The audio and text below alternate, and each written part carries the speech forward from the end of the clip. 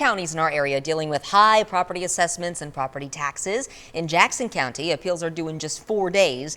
In Wyandotte County, the government will decide today if they'll vote to increase property taxes. So this morning, we're listening to the voices of people who live there and property owners in both counties on how these higher prices are impacting them, as well as the county officials about what's at stake as far as they're concerned. We'll start with our Wyandotte County reporter, Rachel Henderson. The Unified Government Board of Commissioners has a big decision to make Thursday about whether to increase property taxes or cut services to things like police and fire. They tell me it all comes down to an equation that can't be balanced. Ooh, just outrageous, outrageous. Beatrice Husky's property taxes are as high as her neighbor's overgrown grass. Both show her growing frustration with the unified government. I can't do nothing about it by myself. She feels neglected. UG officials say they hear residents' concerns. There is no right answer.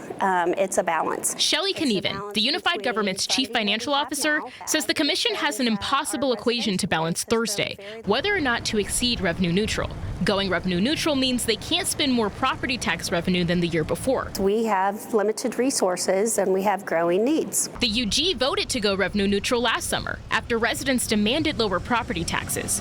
Thursday, they'll decide if they'll do it again. It's a legal option, but it would have very significant consequences, and it would have deep cuts that would happen in our core services. Core services like police and fire. It's already cut transit routes and funding for road projects. What good benefit to me if I can't afford to pay my taxes? I lose my home. The unified government missed out on $14 million worth of property tax revenue last year. Knieven says the UGs simply can't afford to do it again. It would be fairly catastrophic. Since the UG is so far in debt, there's no immediate solution, only an immediate decision.